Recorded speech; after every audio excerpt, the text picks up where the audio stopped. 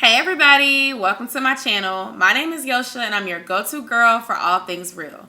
Today's video is going to talk about collaborations, strategy, how to plan your collaborations, how to think about collaborations before going into them, and ways to make sure that you are optimizing the opportunity to the fullest. If that sounds like something that you're interested in, be sure to stay tuned throughout the whole video. Also, if you think that you like what you see, go ahead and hit the subscribe button and stay tuned because I upload content every week. I've been on YouTube for a long time and I know my stuff. The first thing I'm going to talk about is the mindset before going into a collaboration. I consider a small YouTuber anywhere from a person that has 0 subscribers up to a person that has 10,000 subscribers. The reason why I say this is because it really is not until the 10,000 subscriber mark that people really start to take you seriously as far as brands, companies, reaching out, you being able to charge companies for sponsorship and brand deals. So I used to think that, oh, I can't wait to get to 5,000. 5,000 is going to be that number for me.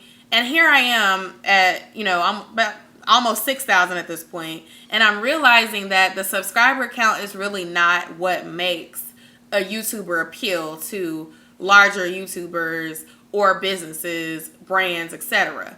It's really about the views that you're getting. It's really about the audience retention and the audience interactions that you receive.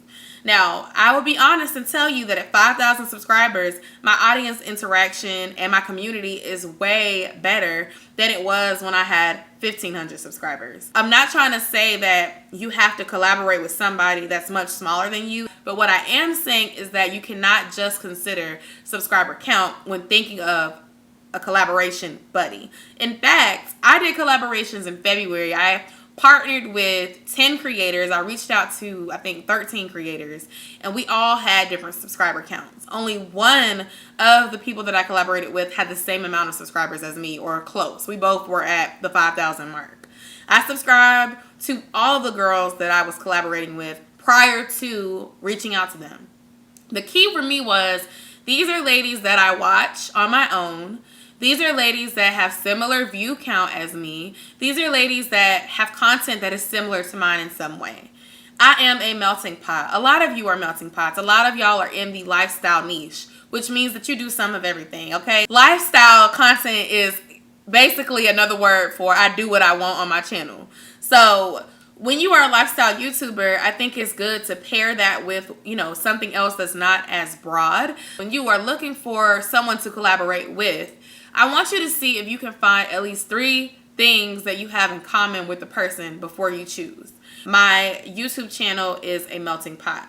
When I was looking for people to do content with, I was looking for people who had some of those traits. Now, if I'm talking about self-care, then it makes sense to partner with ladies that already discuss self-care and self-value and worth on their channels.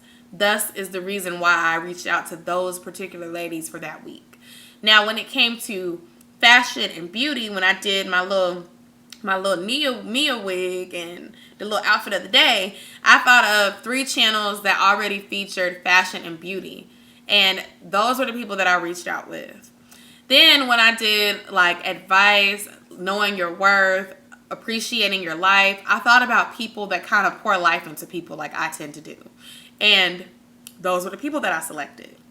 Now, I felt like those things went well. What probably didn't go well for me was the lack of searchability that I didn't have at the time, and my thumbnails, y'all. My thumbnails were trash. My thumbnails has been something that I've been trying to improve this year, this spring, this month. I've been working on thumbnails, and they're constantly improving.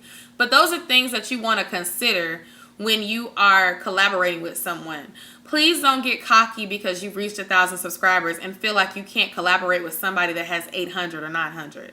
That person that has 800 or 900 may be getting 1,000 views per video while you have over 1,000, but you are not. So When people reach out to me to ask to collab, I don't just go off what subscriber count they have, and I don't think that you should either. Now, when it comes to somebody that has 50,000 subscribers, they may not want to collaborate with you if you only have 2,000.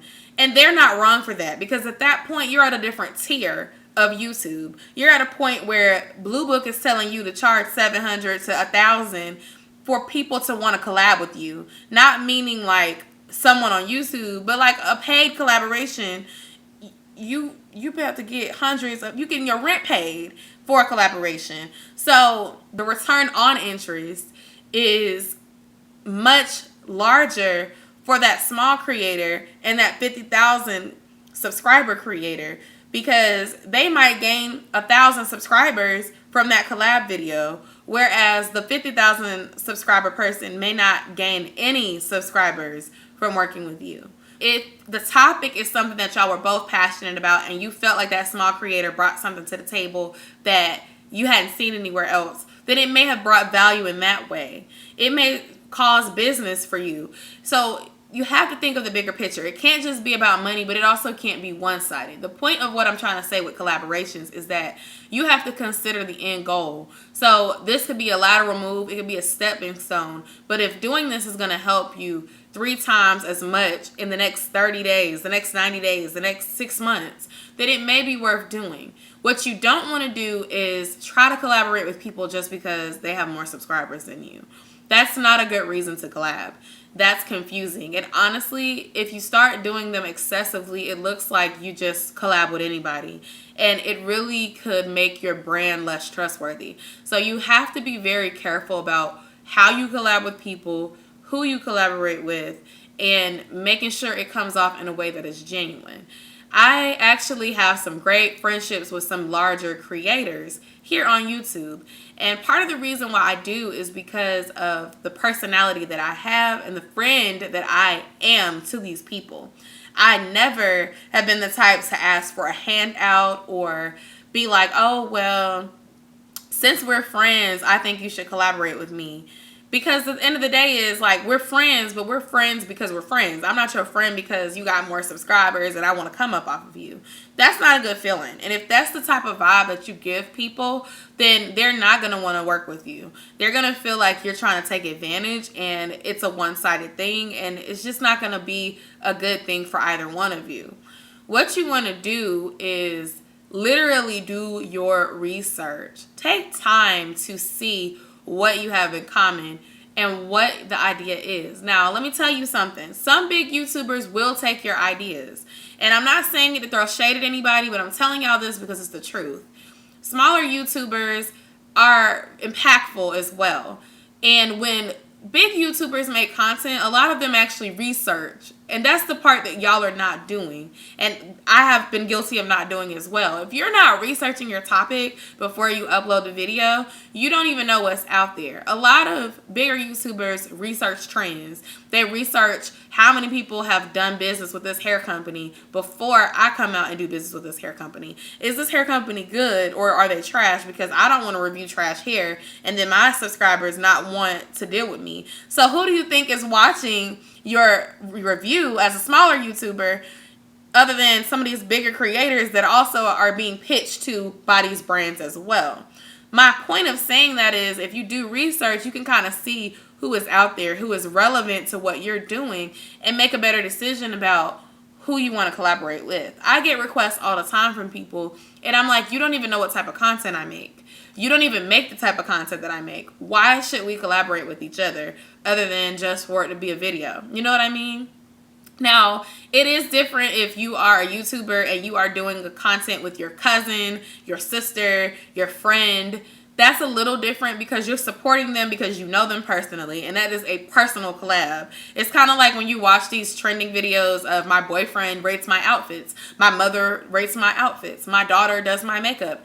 That's not a real collaboration where you're like, you know, I'm trying to gain something out of it. That's more of a personable collaboration. And I think with those, it's a little bit different. But when you're thinking of it as sort of like a business thing, like we're doing this so that we can cross paths with our audience and reach more people, then you want to think of the end goal. You want to think of, what does this say with my brand? I recently relaunched, and my whole niche is advice. Whether it is reviewing a product and giving y'all my advice on it, whether it's real talk and we talking about relationships, adulting, being a mom, being a wife, being a Black creator here on YouTube, and an aspiring businesswoman, or just life after college, life as an adult, as a millennial, as a Gen X, all of that. It's advice. Or lifestyle, like, hey, this is where you can save your money. Hey, this is where you can make money online. Like, it's all within that niche. So when people ask me, hey girl, I want to do this don't rush challenge, do you want to do it too? It's not that I didn't want to do it, but it's like, how does that fit with what I'm trying to communicate to people? And I think when you're trying to establish yourself and you're trying to grow, like beyond your 1,000 subscribers, you're trying to make it to 10,000. I think that that's the way you have to start thinking, in a strategic way. It's not to say that you can't do fun stuff, but, you know, put the fun stuff in your lifestyle playlist and make sure that you're thinking smart when it's time to do business collaborations. And the same thing goes for when businesses reach out to you to ask you to review products. Guys, stop getting excited about free items. Stop getting excited about free hair, free makeup, free clothes, whatever. If you are trying to build a brand and you want to be taken seriously, you cannot accept every little thing that somebody gives you. And the reason why is because people start to look at you differently and be like, oh, well, you just promoting this because they gave it to you for free. You just promoting this because they paid you. You don't believe in this product. And that is the worst thing you can do to your brand and to your audience, because if they don't trust you, when you're trying to promote the product and get commissions off promoting the product with your links, nobody's going to click that stuff if they don't believe in you. So you really, really have to be careful about who you promote. A lot of bigger creators have that leverage because they're big, they're established. People trust them already. Their diehard fans are going to listen to them. If they say the sky is purple, they still going to be rocking with them. But us smaller creators, you're not there yet. So everything you do, you have to strategize on that. You have to think about, what does this say about my brand? What does this say about the person that I am? How does this fit with my channel? If it does not fit, you may have to say no. You may have to let it pass. You may have to make a second channel where you just do the goofy crap on. If that's what you want to do, there's really nothing wrong with that. But collaborations are meant to help you connect with other people and to solidify your message together. It's not just so that you can get rich quick, go viral quick.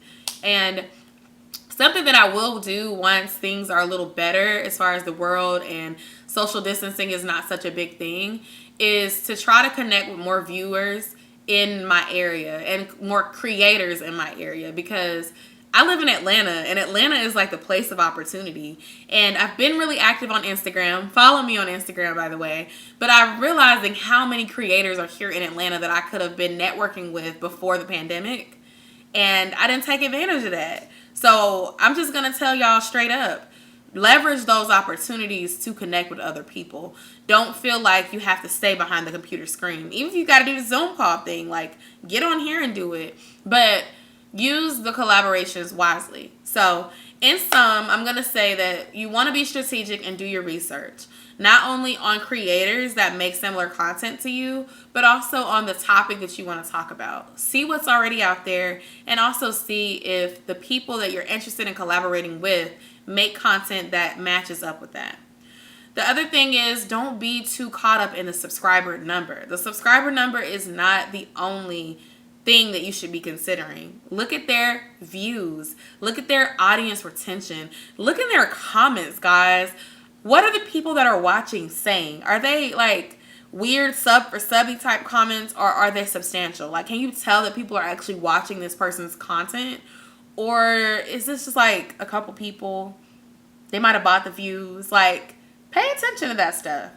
And finally, don't be afraid to try new things. Honestly, the key to YouTube is trial and error and consistency. Don't be afraid to try stuff out. A lot of people are waiting for people to tell you the answers, and I'm here to tell you that, you know, most people are not going to tell you everything that they know. I hope that this video made sense for you. If you have any questions about collaborations, please put them down in the comments below. Subscribe if you're not already subscribed to my channel, and I will see y'all in my next video. Bye.